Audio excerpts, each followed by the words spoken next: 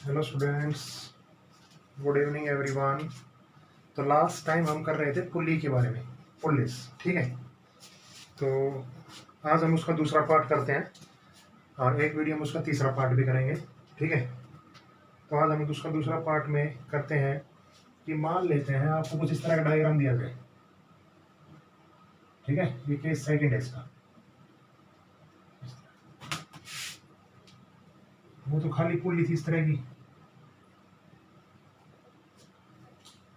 अगर मान लेते हैं आपको डायग्राम कुछ ऐसा दिया जाए, ये एक पुली है इस तरह की। ठीक है, इस पे एक मास ये कनेक्ट है यहाँ पे इस तरह का M1, और इसी तरह दूसरा मास यहाँ पे कनेक्ट है M2, और ये एंगल दे रखे हैं यहाँ पे, कुछ एंगल पे ये रख रखी है θ1 और θ2। ठीक है, किस तरह हम इसको कैलकुलेट करेंगे, इसका एक्सेलरेशन क्या आएगा। ठीक है, टेंशन तो दोनों में सेम है, इसका आपको एक्सेलरेशन फाइंड आउट करना है। ठीक है, तो पीछे वाले केस से ये थोड़ा सा डिफरेंट है, लेकिन है मेथड वही है, सेम टू सेम। देखिए, ये इसकी टेंशन हो गई टी, टेंशन हमें निकालनी नहीं है। ठीक है, हमें किसका काम करना है, एक्सेलरेशन का। कोई भी एक्सेलरेशन आप मान लो। ठीक है, मान लेते हैं M2 जो है वो बड़ा है M1 से, ऐसा मान लेते हैं। कोई कुछ मान लो, आप M1 मान लो। ठीक है, तो M2 बड़ा है तो एक्सेलरेशन इस तरफ इस साइड और इस तरफ इस साइड। ये बात समझ में आ गई यहाँ तक आपको। M2 मान लेते हैं बड़ा है और M1 क्या है, छोटा है। इसका मतलब M2 बड़ा है तो एक्सेलरेशन नीचे की तरफ, M1 छोटा है तो एक्सेलरेशन ऊपर की तरफ। एक चीज क्लियर हो गई। अब इसमें आपको क्या करना है वो देखिए। देखो, इसका जो वेट है वो किस तरफ है, नीचे M1G। इसका नॉर्मल रिएक्शन किस तरफ है, ऊपर N। ठीक है, इसी तरह इसका वेट भी किस तरफ है, इस तरह M2G। ठीक है, और इसका नॉर्मल रिएक्शन किस तरफ है। क्या ये चीज समझ में आ रही है आपको, कोई दिक्कत नहीं हो रही ना। ठीक है, आगे देखिए। देखो, नॉर्मल रिएक्शन और M1, देखो कोई चीज जब स्लाइड करती है ना इस तरह। ठीक है, तो इसका वेट इस तरह M1G। ठीक है, और नॉर्मल रिएक्शन ऊपर। तो क्या ये न्यूटन थर्ड लॉ के अकॉर्डिंग इक्वल और अपोजिट है, इक्वल और अपोजिट नहीं है। तो हमें क्या करना पड़ेगा, इसके कंपोनेंट ब्रेक करने पड़ेंगे। ठीक है, ये इस तरफ आ रहा है तो इस तरफ। ठीक है, थीटा वाली साइड हमें कौन सा कंपोनेंट ब्रेक करना पड़ेगा, कोस थीटा। तो देखो, इसके दो कंपोनेंट बना रहा हूं, एक कंपोनेंट ये और एक कंपोनेंट ये इसका बीच का रिजल्टेंट है। ठीक है, यहां से मैं एक परपेंडिकुलर डालू। ठीक है, थोड़ा सा समझने की कोशिश, ज्योमेट्री है थोड़ी आसान ज्योमेट्री है, मतलब आपको फॉर्मूला याद रखना है बस। ठीक है, यहां से मैं एक परपेंडिकुलर ड्रॉ करूं तो ये 90। ठीक है, तो बाहर वाला जो एंगल होगा, बाहर वाला एंगल वो कितना होगा, 90 माइनस थीटा। तो ये वाला एंगल कितना हो जाएगा, थीटा। इसका मतलब ये एंगल थीटा है ना, तो ये वाला कंपोनेंट कितना हो जाएगा, M1G कोस थीटा, और ये वाला कंपोनेंट कितना हो जाएगा, M1G साइन थीटा। इतना बात समझ में आ गई या नहीं, बताइए मुझे आप। ठीक है, डायग्राम शायद आपको ना दिख रहा हो थोड़ा सा, लेकिन आप मेरे मतलब बोल से तो आप समझ रहे होंगे कि किस तरह किया हमने। ठीक है, इसी तरह इसका कंपोनेंट जब हमने करेंगे। ठीक है, एक कंपोनेंट इस तरफ और एक कंपोनेंट इस तरफ। ठीक है, तो ये वाला एंगल थीटा, तो ये वाला एंगल क्या आ जाएगा, M2G साइन थीटा, और अंदर वाला क्या बन जाएगा, M2G कोस थीटा। लेकिन हमें पुली इसके अंदर थोड़ा लेके जानी है, हमें कौन सा एक्सेलरेशन इक्वेट करना है। तो अब मैं इसका फ्री बॉडी डायग्राम बना के दिखाता हूँ आपको, एक बार देखना। M1 का, दिस इज M1, नीचे की तरफ क्या लग गया इसके, M1G साइन थीटा, ऊपर की तरफ क्या है, टेंशन, और इससे ऊपर की तरफ क्या है, एक्सेलरेशन। ऐसा है ये डायग्राम, देखो आप एक बार। ठीक है, इसी तरह इसमें भी देखो, M2G साइन थीटा, ऊपर की तरफ टेंशन और नीचे की तरफ क्या है, एक्सेलरेशन। बस दोनों फ्री बॉडी डायग्राम हमने बना लिए, अब कैलकुलेट कर लो बस। ठीक है, तो चेंजमेंट देखो क्या आएगा, कुछ चेंजमेंट नहीं आएगा। ये θ1 है, ये θ2 है, ठीक है। चेंजमेंट क्या आया, कोई चेंजमेंट नहीं आया भाई, सिर्फ और सिर्फ साइन का कंपोनेंट ऐड हो गया और कोई चेंजमेंट नहीं आया, बस। ये बात समझे कि नहीं, सिर्फ और सिर्फ साइन का कंपोनेंट ऐड हो गया। तो इस एक्सेलरेशन को मैं क्या लिखता हूं, देखो आप, m2 sin θ2 minus m1 sin θ1 into में g, और अपॉन में क्या आ गया m2 प्लस में m, बस। देखो मेरा मोटिव क्या था करवाने का, सिर्फ और सिर्फ अगर पुली इस तरह की है θ1 और θ2 एंगल वाली, ठीक है, उसमें फॉर्मूला ही लगेगा। देखो वो फॉर्मूला क्या था, m2 माइनस m1 अपॉन में m2 प्लस m1 इंटू में g, खाली ये था। लेकिन अगर एंगल दे दिए हो θ1 और θ2 तो क्या आएगा, m2 के साथ sin θ2 और m1 के साथ sin θ1, बस, और कोई चेंजमेंट नहीं है। आप इसको सोल्व करेंगे तो भी वही आएगा, ठीक है। मैं करके दिखा देता हूँ चलो आपको, फिर आप ये सोचो कि डायरेक्टली भाई। देखो इसको करो आप, t minus m1g sin θ1 is equal to m1a। इसी तरह इसमें लगाएंगे तो हम m2g sin θ2 minus t is equal to m2a। Free body diagram अगर आपको बनाने आएगा ना तो फिर कोई दिक्कत नहीं है, एडिंग कर दो, ऐड, t से t कैंसिल, ठीक है, a इन दो टर्म से कैंसिल, तो अंदर क्या बचा, और यहां से क्या बचा, m2 sin θ2 minus m1 sin θ1, और ब्रैकेट में क्या बच गया जी, m1 प्लस m2, नीचे लिया, रिजल्ट आपके पास है बिल्कुल। बताइए क्या ये चीज आपको समझ में आई या नहीं, क्लियर हो गया होगा। नहीं हुआ तो एक क्वेश्चन करते हैं, ये टॉपिक आप कर लेना इस तरह का, और फिर क्वेश्चन करते हैं आप, ठीक है।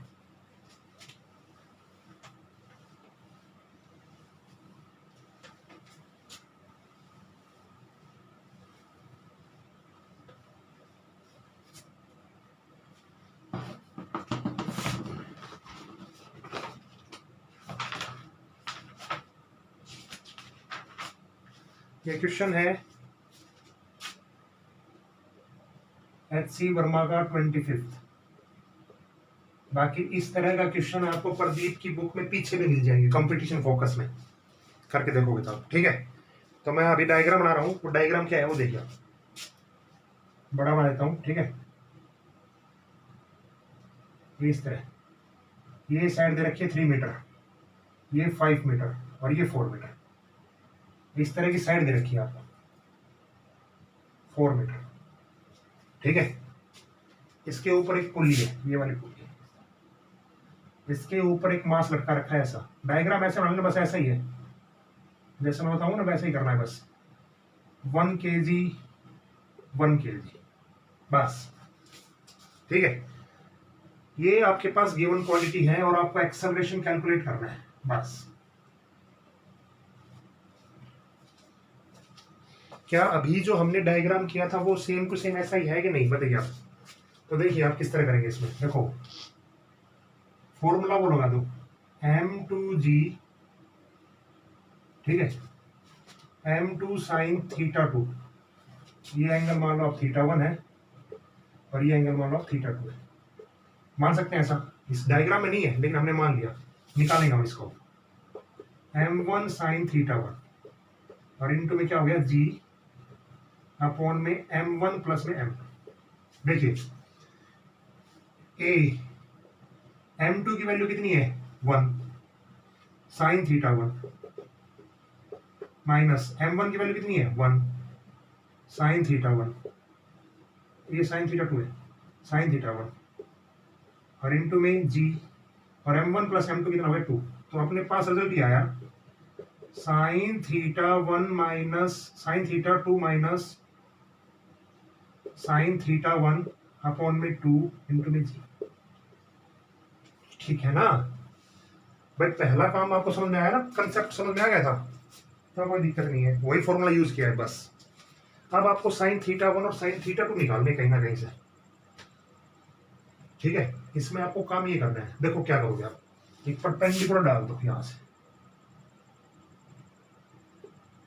से हमने एक परपेंडिकुलर डाल, थोड़ा सा मैथमेटिक्स है लेकिन है आसान। एक परपेंडिकुलर हमने डाल दिया, ठीक है। मान लेते हैं परपेंडिकुलर वाली डिस्टेंस ये x है और ये बची हुई डिस्टेंस कितनी बच गई 5 - x,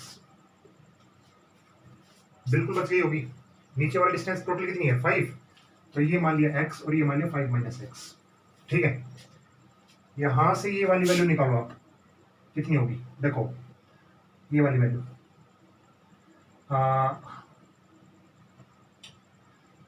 तो देखो हाँ, इस परपेंडिकुलर की वैल्यू हमने निकाली तो देखो क्या आएगा, हाइपोटेन्यूज का स्क्वायर माइनस बेस का स्क्वायर, और इस पे क्या जाएगा स्क्वायर। इसी तरह इस साइड हम निकालेंगे तो 4 का स्क्वायर माइनस 5 - x का स्क्वायर, और इस पे स्क्वायर। अब दोनों के लिए परपेंडिकुलर सेम है तो ये दोनों को हम क्या रख सकते हैं इक्वल। समझ गए ना, ये ट्रायंगल लिए हमने दो ट्रायंगल, बस दो ट्रायंगल से हमने क्या निकाला परपेंडिकुलर की वैल्यू निकाली और इन दोनों को बराबर रख दिया।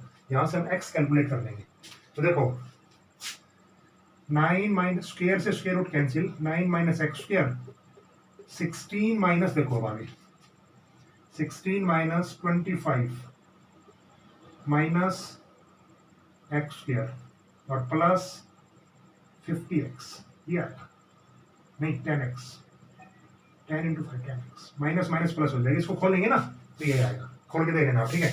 x स्क्वायर से x स्क्वायर कैंसिल, यहां से कितना बचेगा -9 10x, 9 इस साइड आएगा तो प्लस का हो जाएगा, तो x की वैल्यू आ जाएगी 18/10 और 9/5। इसका मतलब x की वैल्यू अपने पास कितनी आ गई 9/5, ठीक है। इससे हम परपेंडिकुलर की वैल्यू निकाले आराम से। देखो परपेंडिकुलर की वैल्यू क्या आएगी,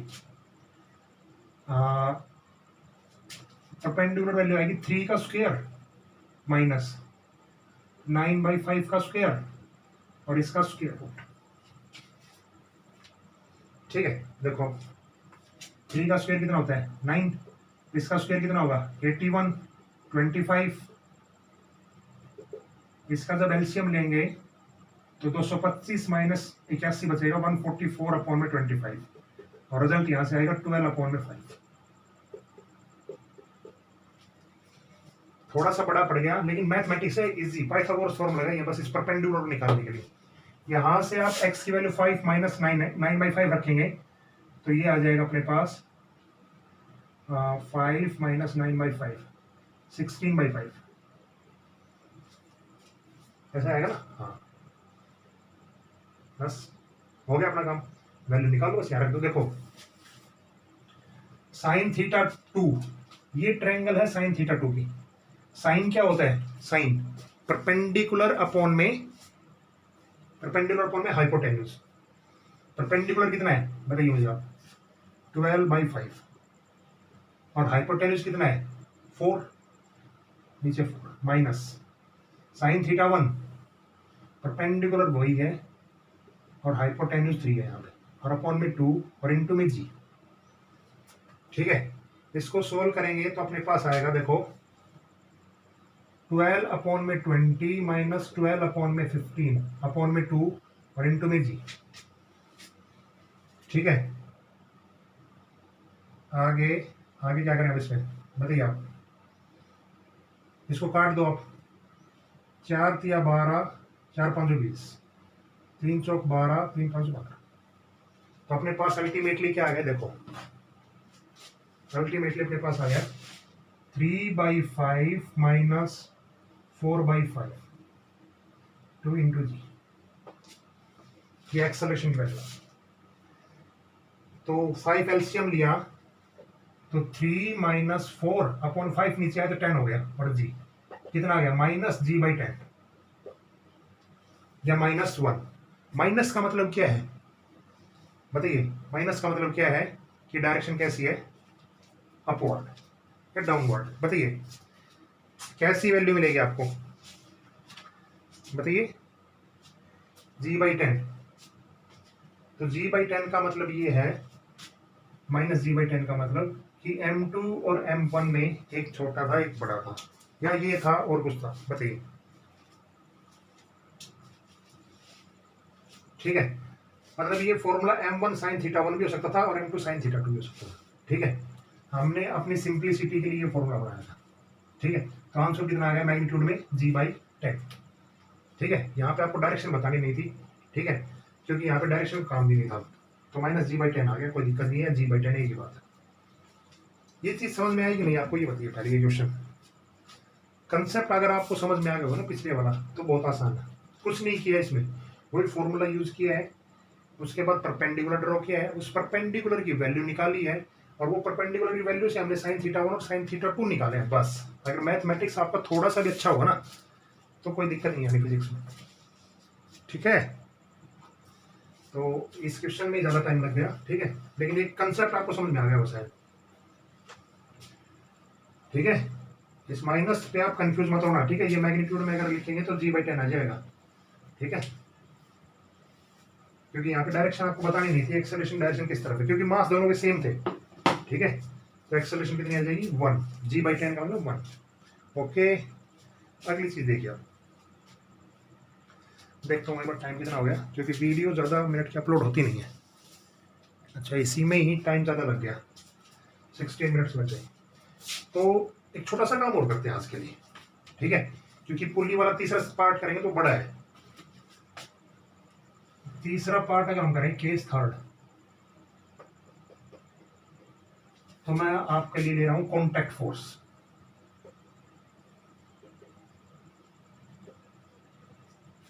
ठीक है, पहला क्या था कनेक्टेड मोशन, अब क्या है कॉन्टैक्ट फोर्स। जैसे मान लेते हैं दो मास दे दिया, ऐसे 7 kg और 5 kg, और इस पे फोर्स लगा दे 6 न्यूटन का। बताना आपको ये है कि इन दोनों के बीच में फोर्स कितना है। बताना आपको ये है कि इन दोनों के बीच में फोर्स कितना है। किस तरह करेंगे बताइए। देखो, फ्री बॉडी डायग्राम बनाओ आप। देखो 7 kg, यहाँ पे 6 न्यूटन का फोर्स लग रहा है। ठीक है, इसका मतलब ये ब्लॉक है, इस पे भी एक अपोजिट फोर्स लगेगा इतने का। ठीक है, और उस फोर्स का मान ले टी, अगर रस्सी से है तो टी, नहीं तो एफ, कोई दिक्कत नहीं है। एक्सेलरेशन देखो कितनी आएगी यहाँ से। देखो फोर्स इजिकल होता है एम में, फोर्स कितना है 6 और मास टोटल कितने हैं 12, तो एक की वैल्यू कितनी आएगी 1/2। इसका मतलब इसका एक्सेलरेशन कितना चल रहा होगा 1/2 मीटर पर सेकेंड स्क्वायर। ऊपर लगा दो।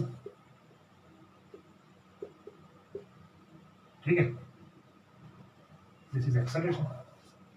करना क्या है आपको, कुछ नहीं करना, इक्वल और अपोजिट है तो 6 - t इज इक्वल टू 7/2।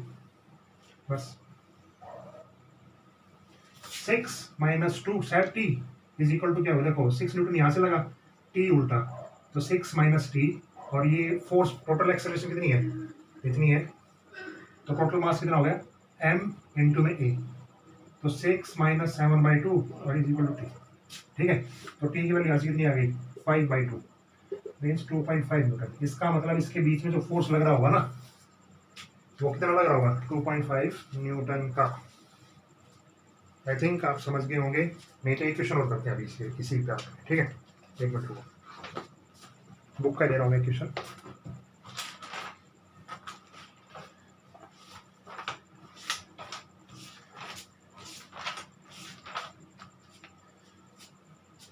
देखिए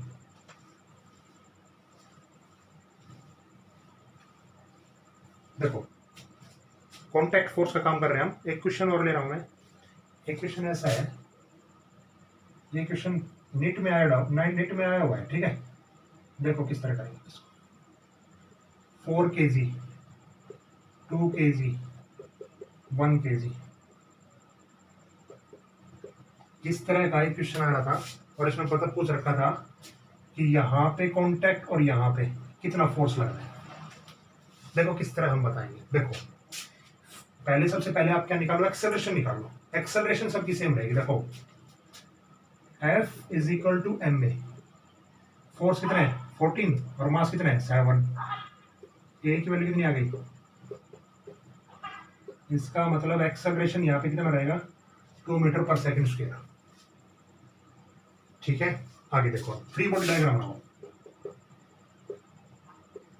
ये पीछे वाला पार्ट कर रहा हूँ ऐसे तो, लेकिन आपको नहीं समझ में आया तो दोबारा समझो। देखो 14 न्यूटन, ठीक है, ये ब्लॉक इसके साथ कांटेक्ट में है तो एक कांटेक्ट फोर्स यहाँ पे लगेगा, और वो कांटेक्ट फोर्स हम मान लेते हैं टी है, ठीक है, और ऊपर एक्सेलरेशन है 2 मीटर पर सेकेंड स्पीड की।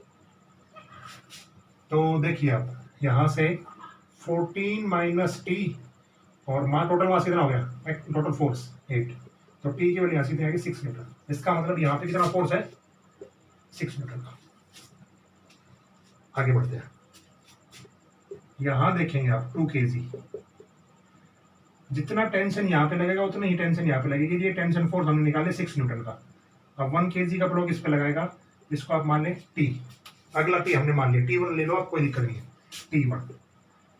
एक्सेलरेशन इतनी है, अब लगाना आप 6 minus T1 is equal to 4, और T1 इज इक्वल टू कितना आ जाएगा, यहाँ पे कितना आ गया। क्या समझ में आ रहे हैं नहीं आपको, ये बताइए। इस तरह आपको कॉन्टैक्ट फोर्स निकालने पड़ते हैं, ठीक है, these are the contact forces. Clear ये चीजें। नेक्स्ट पार्ट, एक क्वेश्चन और लेते हैं आप टेंशन का, इसी में ही देखो। एक क्वेश्चन ये है, ये तो आपको बुक में मिल जाएंगे, ठीक है, T3, T2, T1, और T3 है 14 न्यूटन का, ठीक है, इसका है 10 kg, 6 kg एंड 4 kg।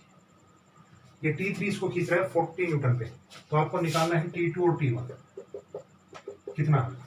देखो किस तरह निकालेंगे, ये क्वेश्चन और रखता हूँ लास्ट आज के लिए। तो इस तरह के टाइप आपके हो जाएंगे, मतलब ये एक हॉरिजॉन्टल टेबल के क्वेश्चन है, ठीक है, आप इसको इस तरह लिख सकते हैं, हॉरिजॉन्टल कॉन्टैक्ट फोर्स, इस तरह क्वेश्चन है, ठीक है। देखो ये चीज अब आप जब तक आप ट्राई नहीं करेंगे ना, ये आपको सुनने में तो अच्छी लगेंगी, लेकिन करने में जब तक आप ट्राई नहीं करेंगे तब तक आपके समझ में नहीं आएगी ये चीज़। ये ध्यान रखना, जब तक आप इनमें माथा नहीं मारोगे ना तब तक बात बनने वाली नहीं है, ये आप चीज़ ध्यान रख लेना, ठीक है। आप जो इसको करके मतलब ये उतार के छोड़ देगा ना, कोई फायदा नहीं उसके लिए।